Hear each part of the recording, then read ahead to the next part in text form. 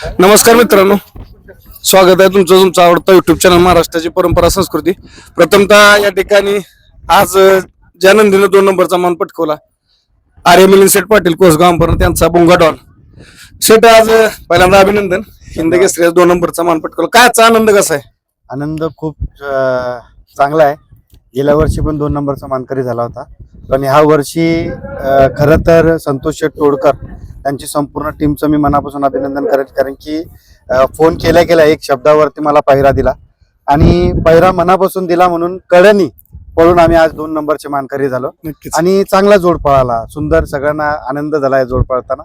भोंगा fans असो, Malhar fans असो, त्यांना सगळ्यांना आनंद झाला. आजचा आनंद कसा आहे शेठ? गाठा येऊन हिंद केसरीचा मान असतो, कारण बिनजोडचा आता बादशाह बिनजोड मध्ये भरपूर त्यानं नाव केलं तुमचं, पण गाठा येऊन एवढ्या मोठ्या मैदानात आज जवळपास 1000 गाडीमध्ये आज एवढा कडनं पडून 2 नंबर केला. आजचा आनंद कसा आहे? आनंदच आहे, कारण की तो ओरिजिनल दोन्ही गांधी कडाचा बादशाह आहे. आणि कड्याला जेव्हा लागली तेव्हा मी समजलो का आज काहीतरी मनासारखी फाटी लागली आणि मनासारखं होणार. पण खाली जाताना फाटी थोडी खराब होती, खराब म्हणजे भरपूरच खराब होती, पूर्ण दगड निघाली होती.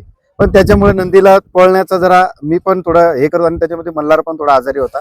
पण काय नाही, नशिबाच्या पुढे काय नाही, नशिबाने साथ दिली आणि भुंगानी आणि मल्हारने आम्हाला गुलालाला पात्र पण ठेवलं आणि चांगला गुलाल पण दिला 2 नंबर. शेट गाठाव काय होतं, बऱ्यापैकी बैल बाहेरचे नसतात, पब्लिकचे. 1 नंबर तास म्हणलं की तोंड बारीक होतात लोकांचे, कारण पब्लिकचा बैल नसतो. पण तुम्ही 1 नंबर तास म्हणलं की आनंद असतो तुमच्याकडे. काय सांगाल? 1 नंबर असू दे किंवा तिकडे 10 नंबर असू दे, 11 नंबर असू दे, जेवढा कड तेव्हा आम्ही तेवढा आनंद. तुम्ही बघा, तिन्ही फेऱ्यांमध्ये 3रा फेरा जो भुंगा पळाला तो एकदम क्वालिटी वाईज पळाला आणि पब्लिकला चिरून पळाला. कारण की भुंगाचा इतिहास आहे, जेव्हा पब्लिक लागेल तेव्हा काहीतरी चांगला इतिहास घडवतो आणि तो पब्लिकचाच भिताड म्हणून ओळखला जातो. नक्की. आता काय सांगाल जातचा एक शेवटचा प्रश्न थोडक्यात शेट. आता बरेच युट्यूबर थांबले तुमची मुलाखत घ्यायला, कारण त्यांनाही जायचे.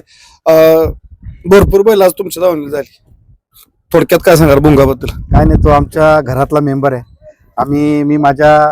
मला एक मुलगी आहे. मी मागच्याच बाईटमध्ये बोललो होतो का माझ्या मुलाप्रमाणे त्याला आम्ही सांभाळ करतो. आज आमचा जपान म्हणजे आमचा 3रा भाऊ होता बाबा सांभाळाचे. आमचे नाना वाघमोडे आहेत, आमचा साई आहे, आमचे किसन शेठ मोरे, म्हणजे इकडची जुनी मंडळी आहे, त्यांना सगळं माहिती आहे जपानच्या बद्दल. जपानने आमचा काळ गाजवलाय आणि जपानच्याच आशीर्वादाने, बाबांच्या आशीर्वादाने आज आमच्या धावणीला भुंगा आहे.